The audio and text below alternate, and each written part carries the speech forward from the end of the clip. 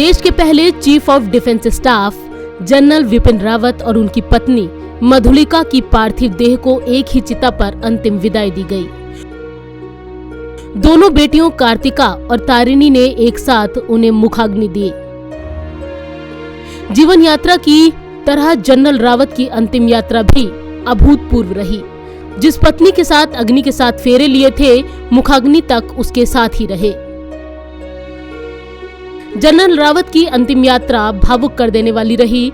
सेना के किसी सर्वोच्च अफसर की अंतिम यात्रा के लिए शायद ही कभी ऐसी भीड़ उमड़ी हो। पूरे रास्ते पर लोगों ने फूल बरसाए और शव वाहन के साथ साथ तिरंगा लेकर दौड़ते नजर आए। नारे लगाते रहे जनरल विपिन रावत अमर रहे। अंतिम संस्कार के दौरान भी आर्मी कैंट भारत माता की जय के नारों से गूंजता रहा। तीनों सेनाध्यक्ष और रक्षा मंत्री राजनाथ सिंह ने जनरल रावत को अंतिम श्रद्धांजलि दी। उन्हें 17 तोपों की सलामी दी गई और इस दौरान 800 मिलिट्री पर्सनल मौजूद थे। अंतिम संस्कार से पहले जनरल रावत और उनकी पत्नी मधुलिका रावत का पार्थिव शरीर उनके आवास पर लोगों के अंतिम दर्शन के लिए रखा गया था। गृह मंत्री अमित शाह, राष्ट्रीय सुरक्षा सलाहकार अजीत डोभाल समेत केंद्रीय मंत्रिमंडल के सदस्य जनरल रावत को अंतिम श्रद्धांजलि देने पहुंचे।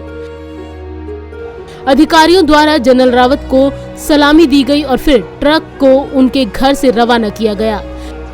इस दौरान ट्रकों को फूल माला से सजाया गया था। जब पार्थिव शरीर लेकर ट्रक रवाना हुआ, इस दौरान घर के बाहर मीडिया और लोगों की भीड़ को देखा जा सकता था। लोगों ने जनरल रावत को आखिरी विदाई दी और उनकी याद में नारे भी लगाए।